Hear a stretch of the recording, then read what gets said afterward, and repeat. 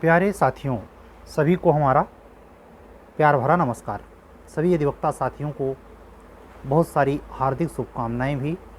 जो बिहार अभियोजन बिहार न्यायिक सेवा 2023 32वीं न्यायिक सेवा की प्रारंभिक परीक्षा में 4 जून को बैठने जा रहे हैं।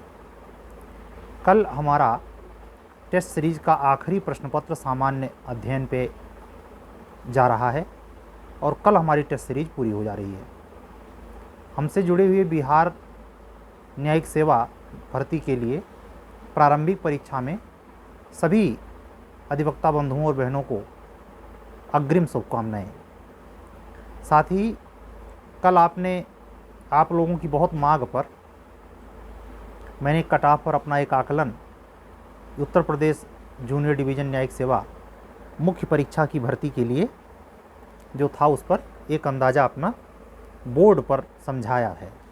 आप लोगों ने देखा, सराहा, उसके लिए भी शुक्रिया।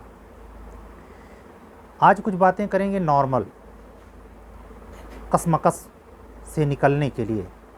काफ़ी बच्चों का सिलेक्शन नहीं हो पाया।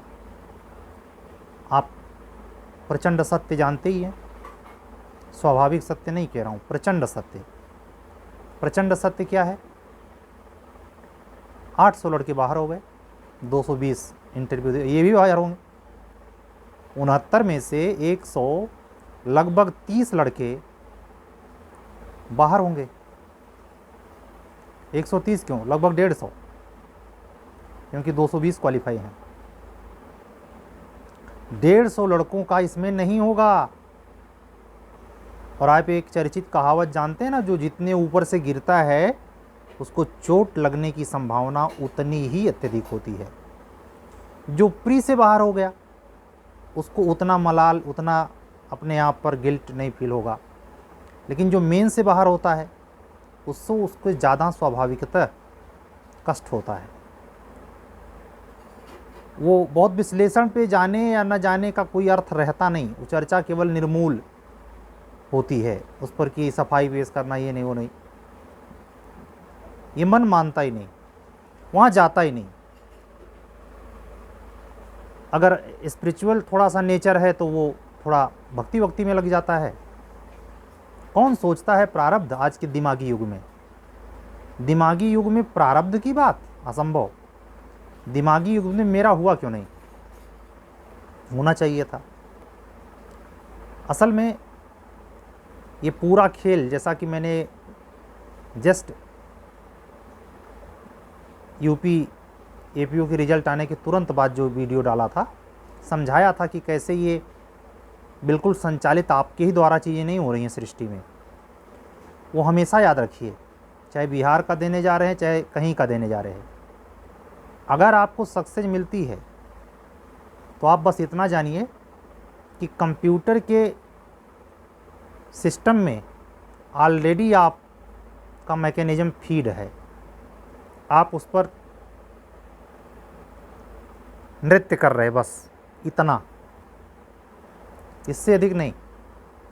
इससे अधिक का जिसको भ्रम होता हो जाता है, 95% हो जाता है। तो जैसे सफलता मिलती है वो अपने आप को कुछ अलग फील करने लगता है। अगर पीछे मिडिल क्लास का लड़का है तो उतना नहीं फील करता, लेकिन अगर सुविधा भोगी है तो वो ज़्यादा फील करने लगता है। 10 साल तक सर्विस करते करते और जगह जगह पर जब देखता है कि इतना पावर भी है, इतना सब कुछ है, लेकिन पूरा फ्रस्ट्रेट हो जाता है करते करते और कुछ कर नहीं पाता विशेष खास। उसके साथ पद जुड़ा होता है और उस पद के नाम पर कई मामलों में वो पाता है कि इससे बेहतर हम कुछ दूसरा काम किए होते। पद पे चयन पाने के बाद आउटलुक में 2011 की मैगजीन का एक सर्वे मैंने पढ़ा था, कोई इधर का कोई डाटा मैं नहीं बता रहा हूँ। उसमें लिखा है, मिला मुझे, व्यक्तिगत तौर पे मैंने पढ़ा था और वो सच भी है, हमेशा सार्वकालिक सच ये रहेगा कि मानसिक रूप से उत्पीड़ित कौन सा वर्ग है। तो उसमें रिसर्च करके निकाला कि नौकरशाह। अब आप देखें, जैसे बॉलीवुडिया ज़िंदगी है, बड़ा चमक दमक दिखाई देता है, क्रीम पाउडर पोट का रंगीन पूरा। जो निचली तबकी है, रिक्शावान है, जो दारू पीता है, लेबर का काम करता है, दारू पीने में सब आ जाएंगे, सब वर्ग के लोग। तो वो जब देखते हैं जिनकी बुद्धि सेंसलेस हो चुकी है, उनको लगता है कि वाह क्या ज़िंदगी है। लेकिन जब अमिताभ बच्चन खुद कहते हैं कि मैं कर्ज में डूब गया था, मुकेश अंबानी के जो छोटे भाई हैं अनिल अंबानी, सुप्रीम कोर्ट में ऐसा फंसा उनका मैटर कि अगर मुकेश पीछे से हाथ ना लगाए होते तो बर्बाद थे। विजय माल्या को देख ही रहे हैं, किंग फिशर एयरलाइंस चलता था। तो ये धन कुबेर जिनके पास अपार दौलत है वो भी कंगाल। और व्यवहारिक सच्चाई भी ये देखिए, जिसके पास जितनी संपत्ति होती जाती है, इकट्ठा करता जाता है, चाहे रिश्वत के माध्यम से, चाहे पद में ईमानदारी के माध्यम से, जिसके पास जितनी संपदा इकट्ठी होती जाती है, लगभग यही इस समय इकट्ठा करने की प्रवृत्ति भी खूब हावी है, तो वो आदमी उतना ही आंतरिक रूप से बहुत संकुचित होता चला जाता है। वो चाहता है कोई मांग न ले, वो उतने ही प्रॉब्लम में रहता है जिसके पास ऑलरेडी नहीं है, वो डरता है कि कोई मांग न ले। क्यों ऐसा होता है? जैसे ही आपके पास पैसे का थोड़ा सा आगम होता है, आप उसका 4 गुना अधिक प्लान करते हैं। तो नेचर तो यही है, 2 धन 2 बराबर 18 थोड़े होता है, 4 होगा ना। तो उसका नतीजा क्या होता है? बैंक से लोन लिया, सूद लिया, ये सब किया। शादी विवाह में तामा झामा दिखाना है, भाई अब साहब हो गए हैं तो साहब वाला मेजॉरिटी मेंटेन करना है। तो इस फरफंडे में अगर आप फंसना चाहते हैं, ये बातें मैं आपको परपंच करने, मेंस आपका प्रिय है करने नहीं आया, मुझे इतना वो नहीं है, ये बातें कहनी ही पड़ेंगी। अगर आपको ये गिल्ट फील हो रहा है कि मेरा नहीं हुआ, तो आप ये तय मान लीजिए अच्छा हुआ नहीं हुआ, क्योंकि आप इसी जाल में फंसने से बचे। वो इसलिए भी कहना पड़ता है क्योंकि जब 95% वही काम कर रहे हैं। हाँ, इत्तेफाक से अगर आप 5% वाले हैं तो क्या कर लेंगे? नज़र उठा के देखिए, अंग्रेज़ों का ज़माना और भ्रष्टाचार का समय, भारत की आबादी, वर्तमान उत्तर प्रदेश की आबादी, भ्रष्टाचार और 1-2 आदमी से किया गया ईमानदारी का व्यवहार। इसीलिए तो आपको अधिकतर लोग मिलते हैं कि भैया ईमानदारी का ज़माना चला गया। ये केवल आदर्श की बातें हैं, आदर्श की बातें नहीं हैं। हमने आदर्श का गला घोंटा है तो कहना ही पड़ता है, सुनना ही पड़ता है, जीना ही पड़ता है। तो आपको एक बैलेंस ज़बरदस्ती का मैं नहीं दे रहा हूँ, ये सत्य स्वीकार कीजिए। जैसे हिंदी बेल्ट की या दक्षिण भारत की, पूरे भारत की कास्ट एक कड़वी सच्चाई है सामाजिक, वैसे ये भी स्वीकार कीजिए भ्रष्टाचार भी एक सच्चाई है। वैसे ये भी स्वीकार कीजिए धन लोलुपता एक सच्चाई है। वैसे ये भी स्वीकार कीजिए कि पद पाने के बाद जितना कुटिल और स्वार्थता आ जाता है, आएगा। नहीं हुआ, बच गए ना इतने अधर्म से। आज सर को क्या हो गया, दार्शनिकता बता रहे। दार्शनिकता नहीं है, ये एकदम प्रकट सच है। दार्शनिकता वो होता है, जैसे मैं कहूँ क्या परमात्मा का आनंद आपको मिला है, ये है दार्शनिकता। आपको आत्मबोध भी है। आज तो बात मैं उनकी कर रहा हूं ना जो फ्रस्ट्रेट हो जाते हैं, नहीं मिला, और जो उससे ये आशा लगाए बैठे हैं मिलेगा तो बहुत कुछ मिल जाएगा। सरासर गलत। जिस चीज की भी आकांक्षा आप रखें, हम कहते हैं आईएएस की रख रहे हैं, कितने आईएएस हैं आनंदित? उनको है आनंद। सब आईएएस आप देखिए, हर प्रकृति का आदमी हर पद विभाग में है। कोई रील बना करके अपना फोकस दिखा रहा है, उसकी ज़रूरत भी है। कोई बिल्कुल गोपनीय रहता है, उसे मतलब नहीं है। जो पर्सनलाइज्ड हो जाता है, हमें नहीं जनाना है किसी को, क्योंकि ना जानेगा ना कोई पूछेगा, उसका ये वसूल है। तो कोई ख़ास चीज़ नहीं है ये। जो चीज़ है उस पर मैं बात नहीं करूँगा आज, नहीं तो वीडियो बहुत लंबी हो जाएगी। और वो आप लोग सुनने को तैयार भी नहीं होंगे, वो हमारा क्षेत्र नहीं है, वो दूसरे प्रकृति के लोग सुनते हैं। हिंदुस्तान में 60 साल के बाद वाले सुनना तो चाहिए उसको 10 साल से, लेकिन यहाँ बताया गया है पोगा पंथ धर्म कर्मकांड इतना हावी है और उसको मानने वाले युवा इतना प्रचंड लेवल तक उसका अनुकरण करते हैं कि उसके विरुद्ध बोलने का मतलब है अपनी जुबान की ऊर्जा ख़त्म करना। तो आज मैं आपसे यही कह रहा हूँ कि इस प्रकट सच्चाई को देखिए, परेशान मत होइए, जाइए निर्विकार निर्द्वंद बिहार दे आइए, होगा या होगा, नहीं होगा नहीं होगा, नहीं सही, ज़िंदगी चली गई है। एपीओ में मेंस नहीं निकला, इंटरव्यू देने को, कितनी बड़ी नौकरी है एपीओ की, जो एपीओ हैं कहाँ उखाड़ सपाड़ दे रहे हैं। सीधे कह रहा हूँ, मैं इंटरव्यू लेने जा रहा हूँ, मैं ही कह रहा हूँ, कोई सुने, कोई किसी पद पर बैठा उसकी एक सीमा है, जहाँ आप चाह रहे हैं उसके ऊपर भी कई माई बाप हैं। आज नौकरी लग गई, कल प्रमोशन चाहिए, क्या साला अंतहीन पिपासा है। कोई ऐसे करके बैठ रहा है, कोई वैसे करके बैठ रहा है। अगर नहीं हुआ तो ज़बरदस्ती का मैं आपसे नहीं मनवा रहा हूँ कि धन्य मनाइए, वाकई में धन्य मनाइए कि आपको परमात्मा ने इतने प्रपंच से बचा लिया। खेती बाड़ी कीजिए, कुछ पौध लगा दीजिए, कुछ कर लीजिए ऐसा जिसमें ये सब नहीं होता, न दिखावा, न भ्रष्टाचार, न बेईमानी, न धोखा, न कपट, न फरेब, न लालच। कबीरदास की ज़िंदगी पे लेकिन आना पड़ेगा फिर, और लग जाए तो बलबला मत जाइए। जो इंटरव्यू देने जा रहे हैं हमारे अधिवक्ता बंधुओं और बहनों से विनम्र अपील है, अगर आपका फाइनल सिलेक्शन होता है तो ज़िंदगी में आपको तय करना है कि 95% वाले जोन में जाएंगे कि 5% वाले में। आनंद के साथ रहना है या हाउ हाउ। मतलब अभी ज्वाइनिंग हुई नहीं है, ज्वाइनिंग होने दीजिए, विधायकी का इलेक्शन लड़ेंगे। मतलब अहंकार, मतलब क्या कहा जाए। वो आदमी अगर परत उसकी खोली जाए, और काश कोई ऐसा सिस्टम होता कि अब तक ज़िंदगी में उसने कितना खुराफात सोचा है और उसको आकृति में बनाया जाता, तो लगता है उत्तर प्रदेश का पूरा क्षेत्रफल ढक लेगा एक आदमी के सोच से। और प्रयागराज में 50 लाख की आबादी है युवाओं की, ऐसे हर शहर में बढ़ती जा रही है, दिन दूना रात चौगुना।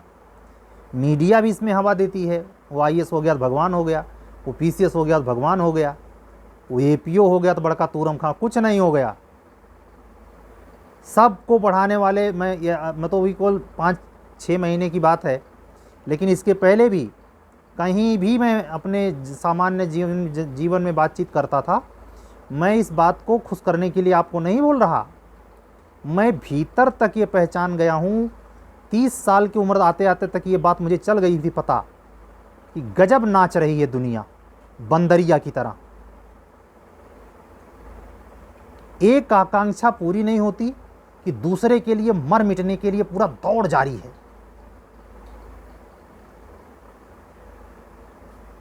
किसी भी अधिकारी मित्र को देखिए, उसके चेहरे पे वो आनंद भाव होता है। इसकी परीक्षाएं नहीं है, जिसकी परीक्षा उसका प्रचंड तांडव चल रहा है। यहाँ तो जो नेचुरली, जो पिछले जन्म कर्म से ऐसा भाग्य में वो संस्कार उसका होगा, अच्छी आत्मा होगी, तो पद भी पा जाए ना पा जाए, वो ऐसी ज़िंदगी जीता है कि दूसरे उसको शायद जान भी नहीं पाते। आंतरिक निमग्नता। और मानव जीवन मात्र इसी का है। किंग फिशर एयरलाइन आईपीएल में देख रहे हैं पागलपन, 4 लोगों का दिमाग देखिए, पूरा हिंदुस्तान बिल्कुल, मतलब समझ जाइए। मुझे हैरानी होती है, ऑस्ट्रेलिया इंग्लैंड के खिलाड़ी भी हमें लगता है बेकारी की भयंकर मार झेलते ही होंगे, हिंदुस्तान में आकर के नटवर लाल मुरारी की तरह नाच रहे हैं। और नचा कौन रहा है? हिंदुस्तान के अमीर। फाइनल होने वाला था, शायद पानी बरसने लगा है। कई खरब का काम एक मैच में एक दिन होता है।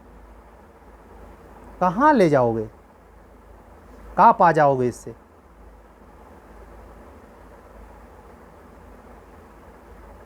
तो ये बताने से भी नहीं बदलता, हालांकि मैं कह तो रहा हूँ, ये बातें सिर्फ बातें रह जाती हैं। जैसे कल के खेल में जब मुंबई इंडियंस हार गई तो जो सबसे बड़े धतूरा थे उसमें मुकेश और उनकी जो वाइफ है वो नहीं, उनका जो लड़का है आकाश, नई जवानी नया जोश नया सिस्टम, हर परिवार में नए लड़के अपना तूफान मचाए हुए हैं बुड्ढों को लात मारकर। तो उसका विश्वास ये था कि हमने जो चुना है दिमाग से, जिन खिलाड़ियों को जो खरीदा है, फाइनल तो जिता ही देंगे। लग बाई चांस तक सेमीफाइनल तक पहुंच भी गया था। पुराना रिकॉर्ड भी है कि मुंबई इंडियंस कई बार जीती है, हार गए। और हराया किसने? एक खिलाड़ी ने, टीम ने भी नहीं। टीम हराती तो थोड़ा संतोष की बात थी, एक खिलाड़ी एक जीवनदान 2 जीवनदान पा करके इतना ठूस दिया, अब उसका महिमा मंडन जारी है। तो आपको अगर यही फर्जी चमक के लिए आप रोग आ रहे हैं, चिंतित बैठे हैं, का बताई हमको कोई नात रिश्तेदार ना पहचानता, ना कोई गांव जवार वाला लोड ले रहा, अगर लोड दिलवाने के लिए पढ़ रहे हैं, समझना, सुन लेना हमको, और अगर ये बातें जचे ना तो बिल्कुल हमारे चैनल पे आने की ज़रूरत नहीं है, क्योंकि ये सत्य है। मैं कभी सपोर्ट नहीं कर सकता कि उसका बहरूपियापन दिखाऊं, नहीं, जो सत्य है वो है। ना अमीरियत की वैल्यू, न पद पाने वाले की वैल्यू, वैल्यू हमेशा इंसानियत की रहेगी। हाँ, उसके साथ ये चीज़ें हों और इंसानियत बची रह जाए, तब वो महिमा मंडन वाला पद भी है, महिमा मंडन वाला वो अमीरियत भी है, अन्यथा नहीं। मतलब शरीर कैसी भी हो, अगर प्राण रूपी इंसानियत ना हो तो वो कुछ भी हो, मिट्टी बराबर है। अब रिजल्ट क्या निकला इस बात का? अगर आप में इंसानियत है, ईमानदारी है, सत्यता है, मेहनत करने की क्षमता है, रूखी सूखी खाट के ठंडा पानी पियो, क्यों घबराए जीव? हाय हाय में काहे पड़े हैं कि फुआ के यहाँ जाते हैं, वो पूछबे नहीं करत क्यों साइकिल समझाई थे, वहाँ सब तोप लेके आते हैं। अरे ये तो कहिए, ये जो नेता हैं, ये नेता हेलीकॉप्टर निजी, विमान निजी, इसी दौड़ में आपको शामिल होना है, इसीलिए अधिकारी बनने आए मर रहे हैं। परेशान मत होइए, जिंदगी 2 कौड़ी की, हार्ट फेल हो जाएगा, बीपी के मरीज, खत्म खेल। शांति से जाके, जब तक आपका चांस है, शौक़ है, आपने भी इंटरेस्ट लिया है, भ्रष्टाचार आप जानते हैं, रिश्वतखोरी आप जानते हैं, किसी से छिपा तो है नहीं, कोई किसी को कह नहीं सकता, कोई किसी का मुंह बचा नहीं। तो इतना सब जानने के बाद निर्विवाद रूप से जाइए, हो जाए तो ठीक, नहीं हो जाए तो दूसरा काम। हम ये शब्द कह के आज का वीडियो बंद करेंगे, हो जाए तो ठीक, ना हो जाए तो और ठीक। और ये जबरदस्ती का नहीं, जो पाना चाहते हैं वो जो पा चुके हैं, उनकी जीवन शैली देखो, कौन सी जिंदगी वो जी रहे हैं। जिंदगी इंपॉर्टेंट है, पद प्रतिष्ठा नहीं। इंसानियत इंपॉर्टेंट है, भोग लिप्सा नहीं। नहीं पौते बस एक मिला नहीं कि अगला चौकड़ी भर देना है, दिखा देना है। भूखे को भोजन न मिले, 63,000 पंडित बुला के खिला रहे हैं और पत्तल गिनवा रहे हैं। ये अहंकार का तांडव है। और किस पैसे का? बिल्कुल गलत ढंग से कमाए गए पैसे से। मकान बन रहा है, भंडारा करवाया जा रहा है, रामचरितमानस के नाम पर अखंड रामायण में देखिए यहाँ तक चढ़ाकर दारू नशा जोर जोर से चिल्लवाया जा रहा है। चल रहा है ना साहब, फेंक थोड़े रहा हूं मैं।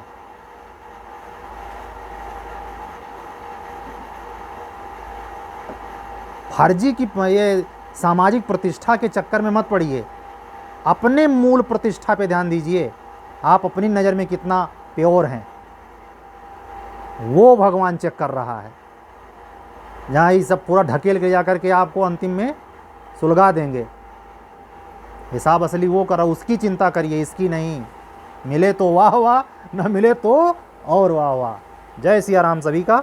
कल फिर मिलेंगे। आज एक भी बात मैंने अपने कैरियर के पॉइंट से या इस कोचिंग के पॉइंट से नहीं की है। बस लास्ट में एक बात कह देता हूँ, मॉक इंटरव्यू मुझे जिसका लेना है, मैं कतई ये रिक्वेस्ट करने वाला नहीं हूँ कि आप मुझसे जुड़िए, नो। मैं इतना सिर्फ बता दे रहा हूँ, 7 तारीख से स्टार्ट होगा, 15 तारीख को ख़त्म होगा। 7 जून से 15 जून, न इसके बाद में एक भी व्यक्ति का, चाहे भले वो डेट बाद में लगाए, मेरे पास समय नहीं है। मैं HJS का टेस्ट सीरीज शुरू करूँगा।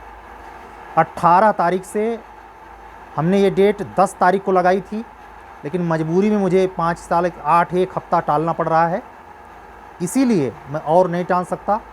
18 जून से UP HJS मेंस की टेस्ट सीरीज शुरू होगी। वैकेंसी आए, लेट आए, कितनों लेट आए, कोई फर्क नहीं पड़ता। जय सिया राम, सत्यमेव जयते। सबको हमारा नमस्कार। अगर आप चैनल पे नए हैं, सब्सक्राइब करें, लाइक करें।